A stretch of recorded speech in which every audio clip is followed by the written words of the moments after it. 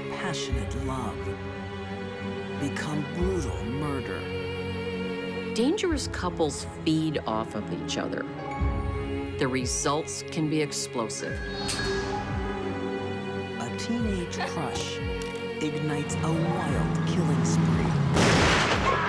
She was even, in some ways, more violent than he was. Husband and wife share twisted cravings. He was looking for a schoolgirl. And a love-struck girl becomes a deadly puppet. She met Satan. She met the ultimate evil. These deadly women had romantic dreams drenched in blood by dangerous liaisons.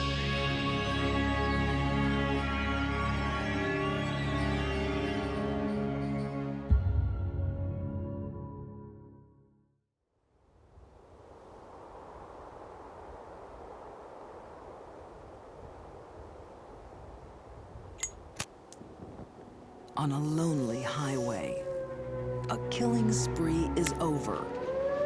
11 people are dead, and 2 teenage rebels are under arrest. One of them is a 14-year-old schoolgirl, Caril Fugate. He kidnapped me. I had nothing to do with killing them people. Caril Fugate's story consistently has been that she was an unwilling hostage and not an accomplice, and she claims that to this day. Is she truly an innocent hostage, or was her finger also on the trigger? There was a term for her, high-tempered and easily angered and violent. I just think that once wasn't enough for her.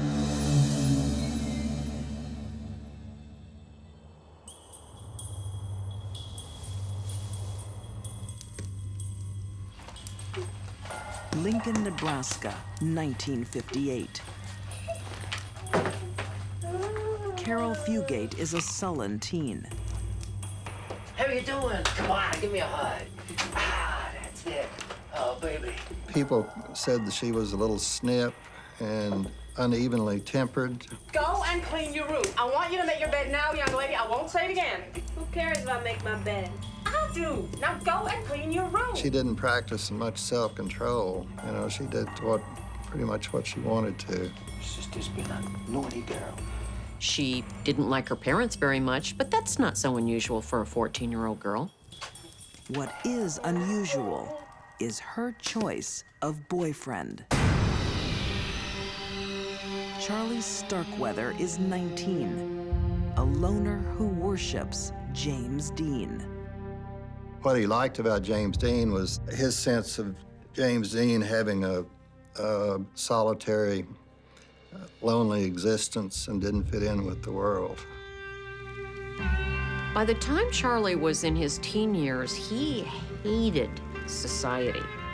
He has said that he would like to live in a world where only he existed. It's a dangerous liaison with a deadly secret.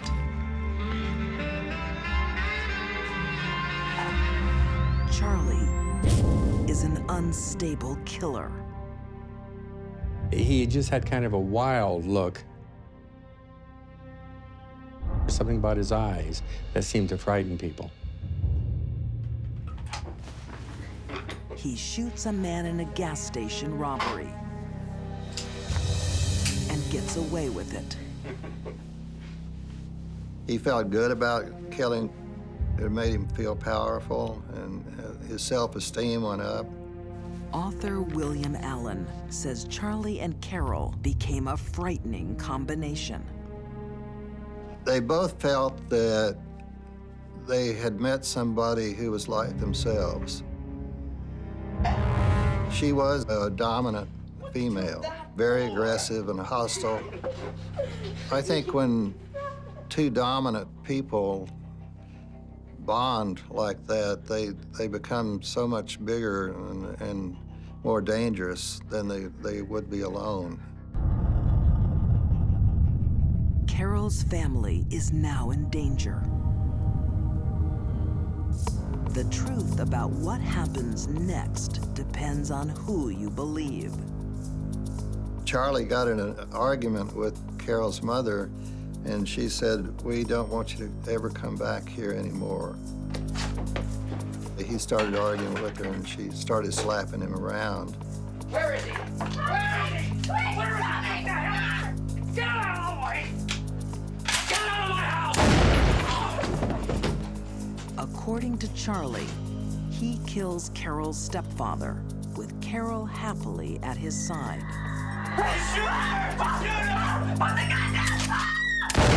And then shot Carol's mother in the side of the face at point-blank range. Even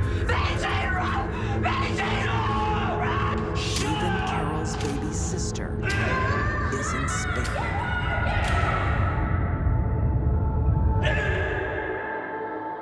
Betty Jean, she was 2.5 years old, and Carol hated her, was jealous of her, because she was treated better than Carol had been treated. Caril Fugate has a different story. She says she came home from school that day to find her family missing. Charles told her he and his gang, as he described it, had taken her parents and half-sister hostage, and that they were going to, I believe, rob a bank or something, and that her parents would be released after they accomplished this.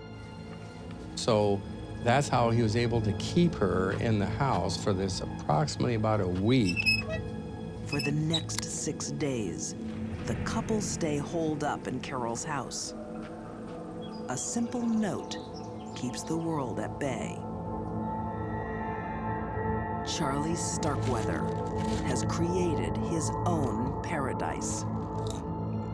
Charlie is known to have said that the 6 days following the massacre of Carol's family, where he and Carol drank soda pop and threw knives for practice and made love all over the house, were the happiest days of his life. What does that tell you about this man's life?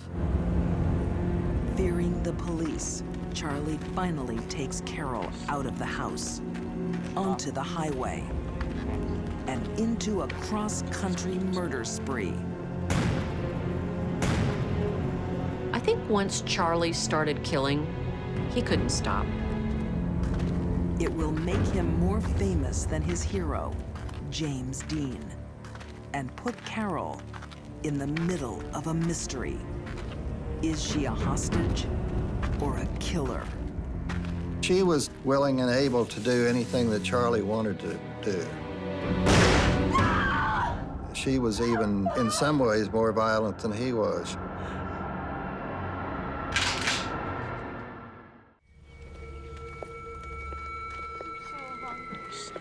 In rural Nebraska in the 1950s, it's not unusual to pick up hitchhikers, even when they carry guns.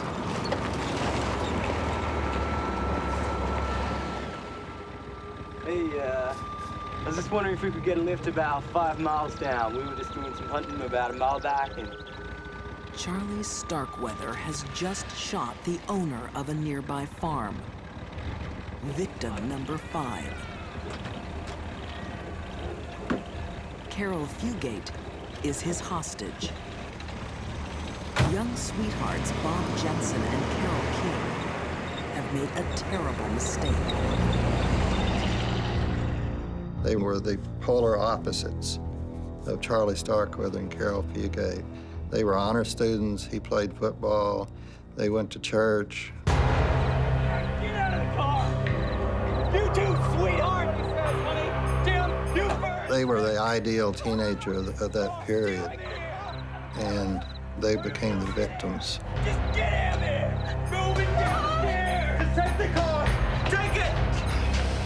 I have to do The fate of Bob Jensen and Carol King still haunts former reporter Del Harding. I arrived with the law enforcement officials looking down that storm cellar, and here's this half-naked body of Carol King and the bloody body of Bobby Jensen I can close my eyes and see that just like it happened yesterday. Turn around!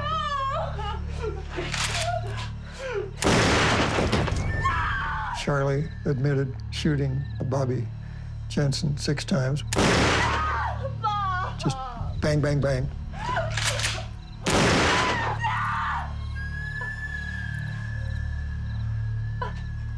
But with this murder, something came out of Charlie that hadn't been seen before, and that was an aggressive sexual nature.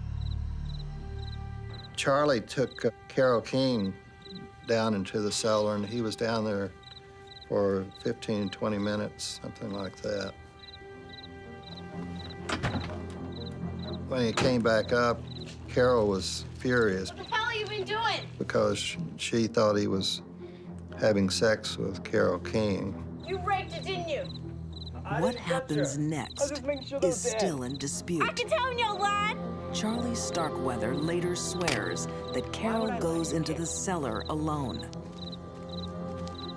He heard a gunshot from the cellar. Carol came back and told him that Caril King had tried to run, so she had to shoot her. When her body is found, it has been horribly mutilated. Caril Fugate supposedly took a knife and carved the private areas of Caril King. And it was a savage, savage attack on her female anatomy. Usually when we see that, where it is a male and female couple killing people, that's often an indicator that the female partner did that, and she did it out of jealousy. But is Caril Fugate's hand really on that knife? Is she an accomplice or a terrified hostage? She stayed in the car. She had no place to go. She was out in the middle of nowhere, middle of winter, and she was just frozen with fear. She thought she was going to be the next victim at any time.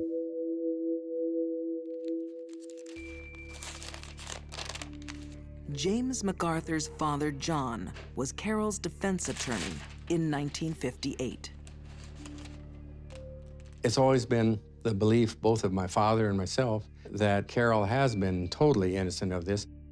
Caril realized very early on, she told me, that there was something mentally wrong with Charles, and she wanted to break up with him, and that, in fact, is what appears to have precipitated the entire tragic events that followed.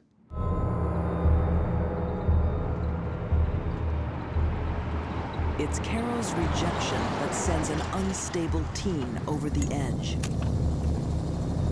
Dragged along for the bloody ride, she's too terrified to escape.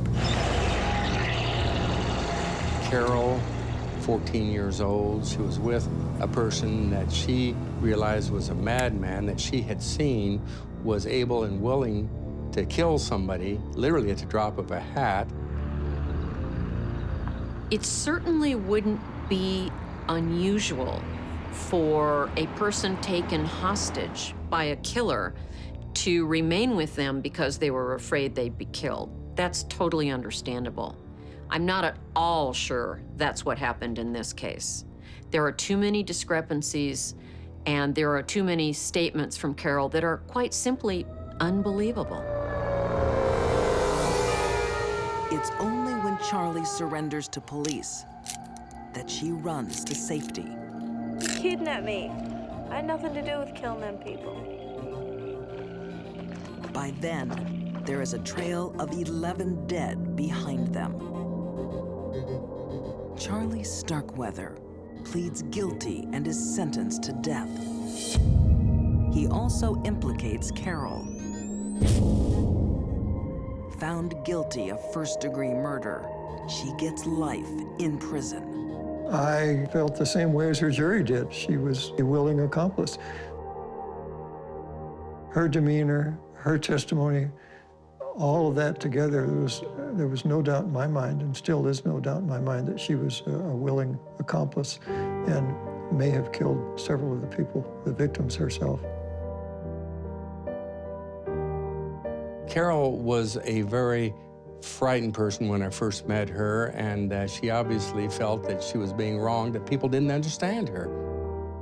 When I talked to her, and I was almost her same age, that seems to be her strongest thing that she wanted to get across, that this was a terrible wrong that was being done to her.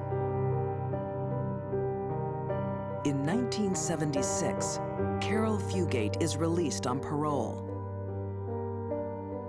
She still maintains her innocence.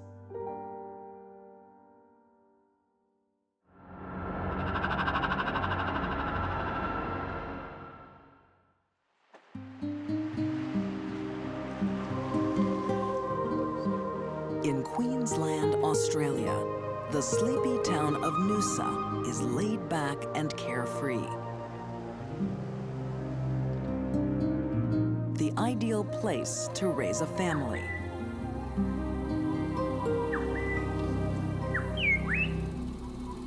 Today, that serenity will be destroyed. 27th of November, 1987. Will last in my mind forever, till the day I die. Pure innocence will meet a monstrous desire.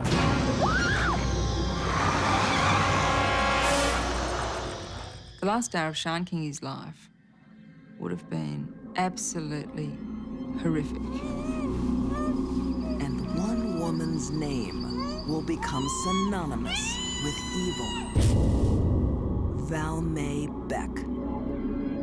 Anyone that could commit or participate in a crime like this isn't, I don't think, a human being. In an Australian resort town,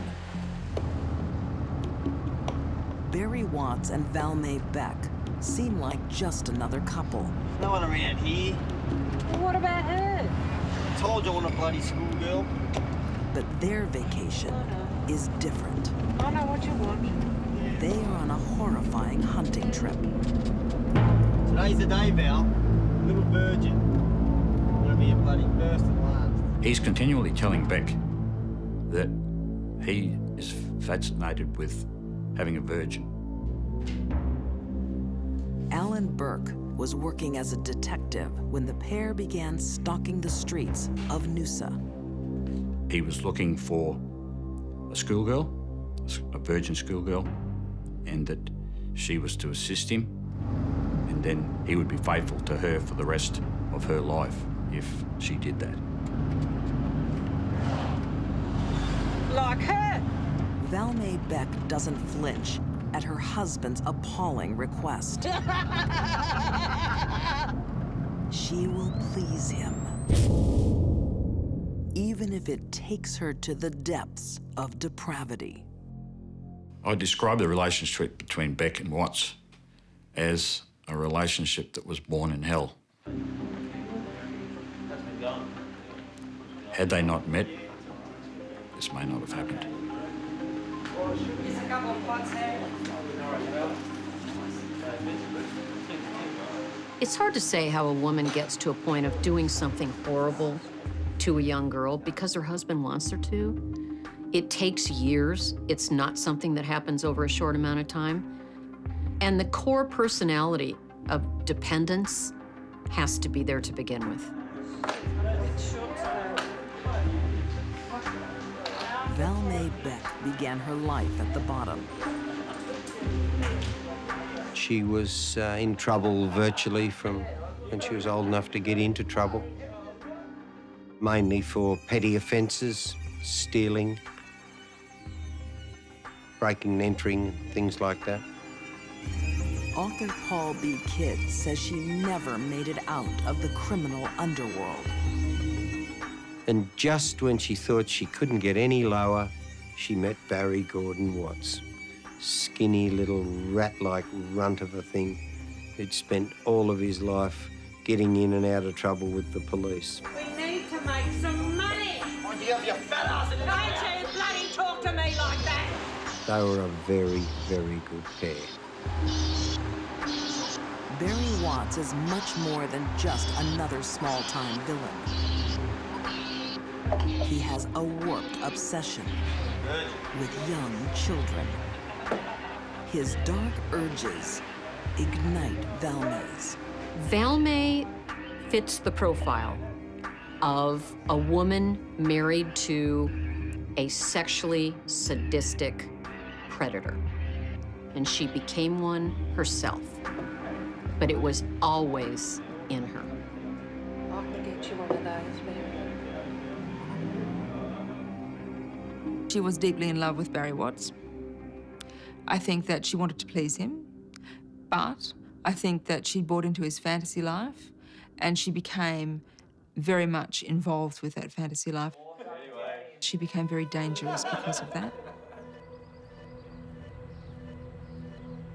Late afternoon, 12-year-old Sian Kingi and her mother, Linda, have been shopping after school. Sian Kingi was arguably the most beautiful girl at her school. She was loved by everyone. She was a champion at sport. She was good to her family. She was the daughter that every mother and father wished to have. She was an angel. They live just minutes away. Linda thinks nothing of letting her daughter ride home on her own.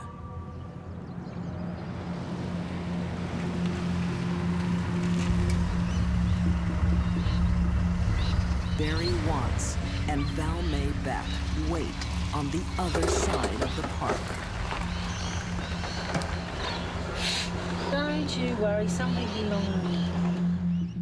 This wasn't all Barry's crime. We know that the day it happened, it was Valmae that said to Barry, "Today's the day." She's the one who chose the victim. She's the one who got her. You said today? Settle down, all right? Just settle down. At one point in Valmae's life, she was a little 12-year-old girl, and yet she had no empathy for what she was about to do to another little 12-year-old. Shut up! Keep driving!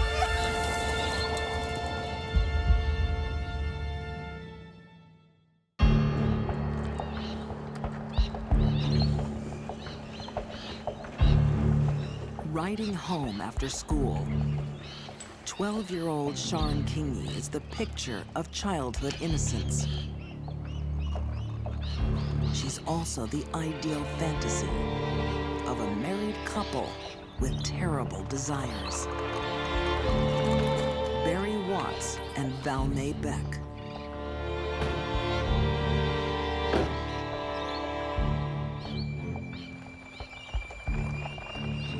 Watts has spotted her and said, "Here's one now."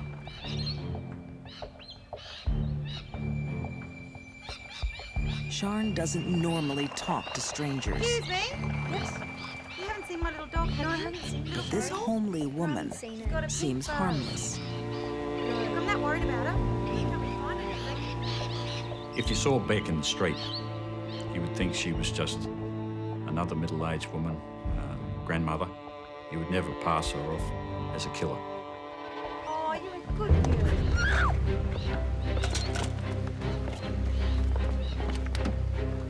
Sian is forced into the car and taken away.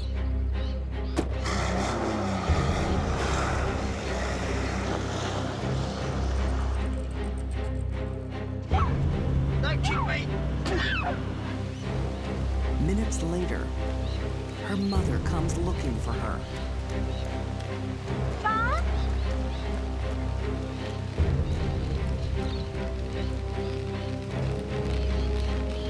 Sian?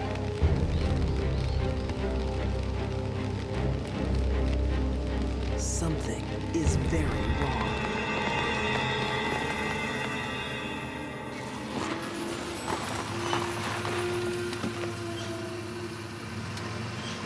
In a secluded area on the outskirts of town, Valmae tries to calm her terrified victim. She did say in her interview that the little girl was whimpering. And she said to her that everything will be all right, to calm the little girl down. Nothing's gonna happen to you. Nothing's gonna happen to you. Comforting a child is something Valmae is used to. She has children of her own. She's telling this child all the time, "Oh, just go along, you'll be all right, nothing will happen." So she's behaving she claims, in quite a maternal fashion to this child, which it makes the whole situation even worse. So it twists maternity inside out, makes it something totally perverted. Now Barry unleashes his most sadistic desires. She stood by while Watts has raped Sian and sodomised her. He initially tried to choke her. He stabbed her numerous times in the chest area.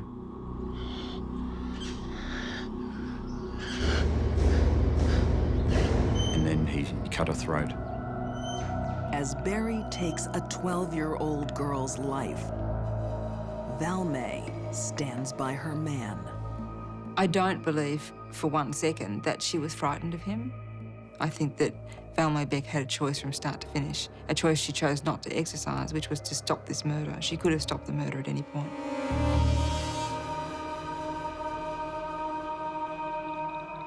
This is worse than animals.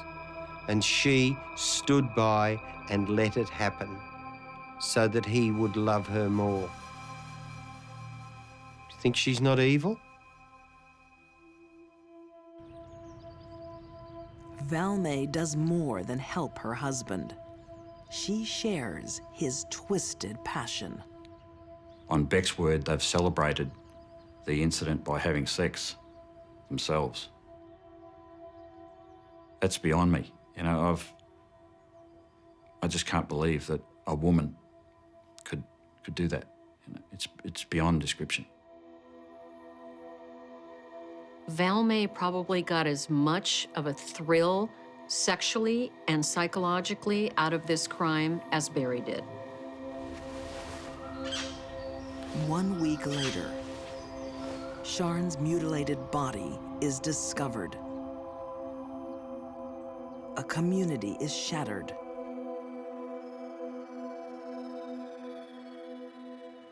It took away the innocence in life. I'd been around a while and seen some pretty awful things, but I think this really scars you to the core. My daughter was about the age of Sian, and I became extremely possessive of her in relation to her going anywhere by herself. In the aftermath of such a savage sex crime, police believe they're hunting a man. Didn't really enter into our heads that a female could be responsible for this as well.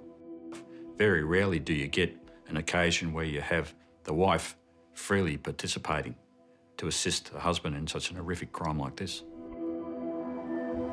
One clue turns the investigation. In a small town, strange cars tend to be noticed.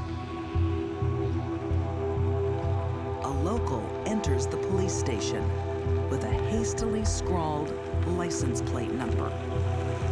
So from that, I did searches, interstate searches, and came up with Valmae Beck. When the pair are finally arrested, Valmae makes a cold-hearted confession. She showed no emotion at all. Not a tear was shed. Found guilty of murder, Valmae Beck and Barry Watts are given life sentences. In 2008, the heart that held no compassion for a child gives out. Valmae Beck dies in prison. Sian Kingi would have been turning 31. People put on this earth to do something positive, and leave it that way. She's come onto this earth, and the only thing she's done is, in her life, is killed a little innocent girl. That's her contribution to society. And as such, when I saw her die, I had no regret.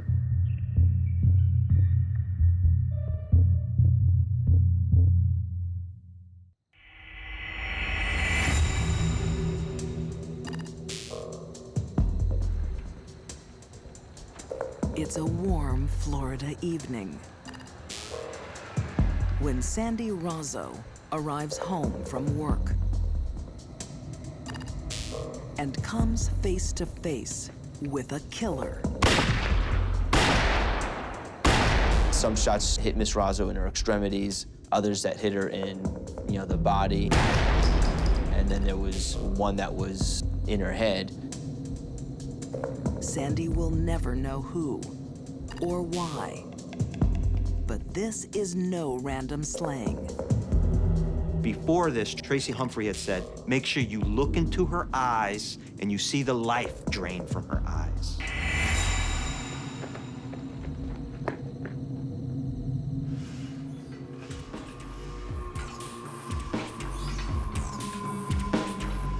When 19-year-old Ashley Laney walks into a new gym in Tampa, Florida, she's intimidated by the hard bodies. Ashley's only recently left home. She's shy, lacking confidence, but immediately attracted to hotshot instructor Tracy Humphrey. He's nearly 20 years older than her. He's an authority figure, and she immediately falls for this guy. When you first meet Tracy, he gives you the impression that he really knows what he's doing. He's very confident and seems to really want to help people. Toby White trained with Tracy at the gym, watching him move in on Ashley. She was very bubbly, innocent. I started to feel protective of her. I could see how naive she was, how innocent she was. Weeks later, Ashley's whole life has been transformed. She has a new body and a new love. But she's made a mistake. She's in the clutches of a monster. Tracy Humphrey's background is littered with violence against women. He had a very lengthy criminal history, spent time in prison. There were previous cases of him battering women in the past.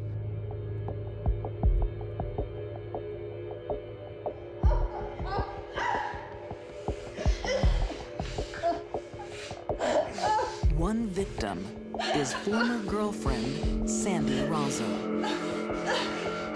You don't say no to Tracy Humphrey, because he will get back at you for it. And Sandee Razzo said no to him more than once, but not this weekend. She says no, and he violently beats her and rapes her. She files sexual assault, rape charges against Tracy, and this becomes the beginning of the end for Sandee Razzo.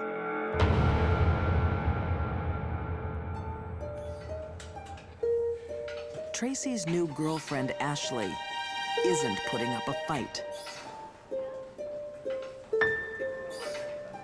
He's not only training her physically, he's training her mentally.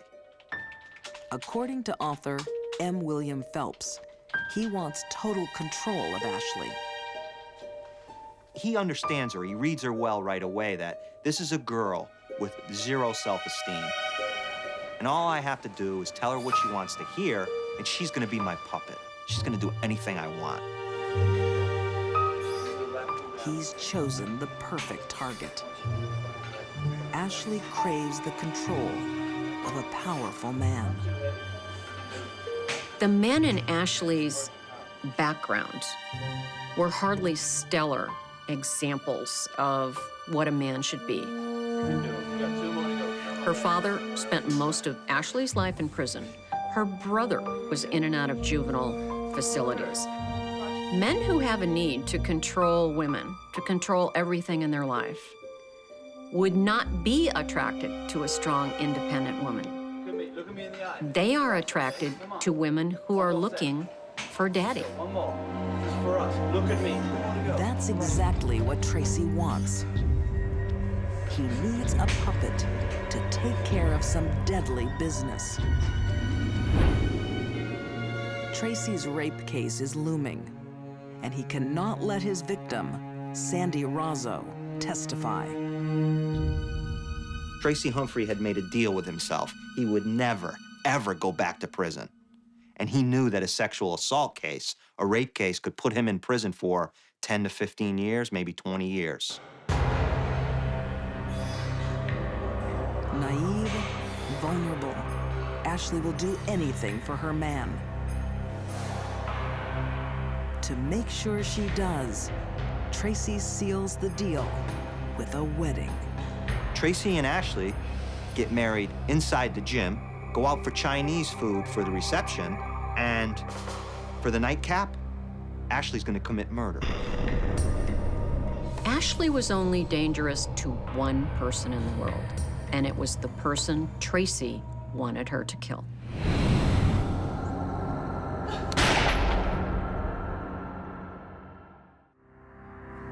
At age 19, Ashley Humphrey should be putting on makeup for a night out with friends. Instead, she's getting made up for murder. She had what she called a murder kit, and in that murder kit was oversized clothes, baggy clothes, oversized shoes, and black face paint. He figured witnesses, if they saw her, would think, it's just a black guy. They would describe the killer as a black guy. And that's what he wanted, to throw off the scent. From the safety of his couch, Tracy Humphrey will commit murder by remote control. Yeah. Okay, put it on. Put it on your hands? No. I want you everywhere. I want you to look like a black man, okay? Tracy is a violent rapist, up on a serious charge. Ashley's job is to silence the only witness, Tracy's victim, Sandee Razzo. Ashley agrees to murder her for Tracy. And the reason she does this is simple. She wants his love. She wants his love.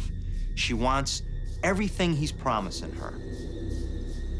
Tracy and Ashley's relationship can, I think, be pretty well described 2 words: master and slave.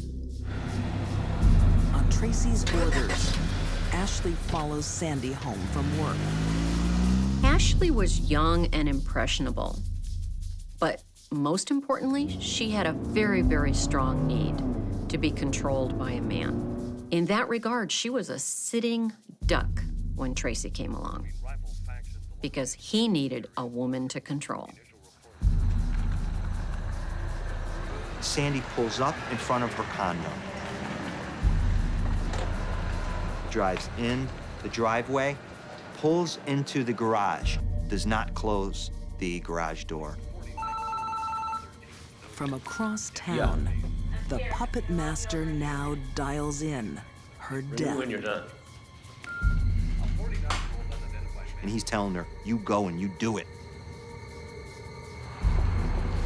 Then she runs into the garage. She grabs the pistol and she points it directly at Sandee Razzo's face.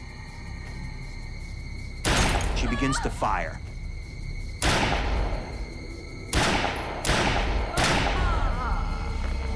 Sandee Razzo was shot 8 times. It was not the first shot that killed her. There was an apparent struggle. There were some shots that hit Miss Razzo in her extremities, others that hit her in you know, the body, and then there was one that was in her head. You know, it would be a horrific way to die. Before this, Tracy had said, make sure you look into her eyes and you see the life drain from her eyes.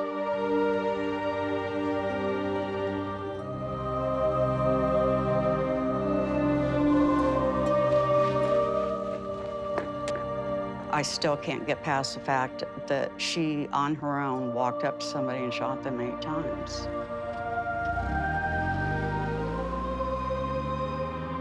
I think for Ashley, killing Sandee was a pretty easy thing to do because it was just one thing she had to do to keep Tracy in her life, and that was the most important thing. Tracy thinks he's pulled off the perfect murder. His accuser is dead. He has a rock-solid alibi. But Tracy's need for control will bring him undone.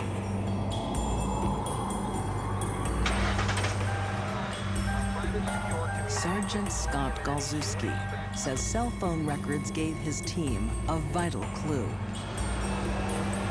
Her cell phone was pinging off of towers shortly after the 911 call was made. And prior to that, they were pinging off of the towers which were right by the location where Sandee Razzo worked at. So we started thinking, you know, she possibly was the one that, you know, committed the homicide. It's gonna be okay. We can help you. Away from Tracy's menacing influence, Ashley crumbles. He wanted me to do it. Who wanted you to do it? Tracy. She was making up lies about him. He's gonna go to prison. Ashley is not a stupid woman. There is no indication she wouldn't have had a very good life if she'd used her own brain. But she surrendered it. Her need to be loved by a man, a brutish man, took control of her life. She needs someone to tell her what to do. And she met, really, Satan. She met the ultimate evil. Ashley and Tracy Humphrey are both found guilty of murder. Tracy gets life. Ashley will spend 25 years behind bars. Ashley ended one life and threw her own life away because she thought she needed a man. I really believe had Ashley never met Tracy Humphrey, she would have never killed anyone in her life.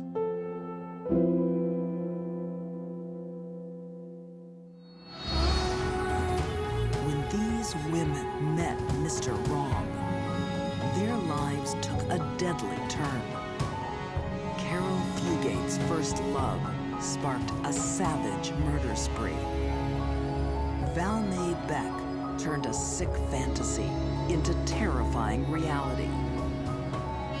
And Ashley Humphrey became a puppet assassin. They were partners in crime who destroyed lives in a dangerous liaison.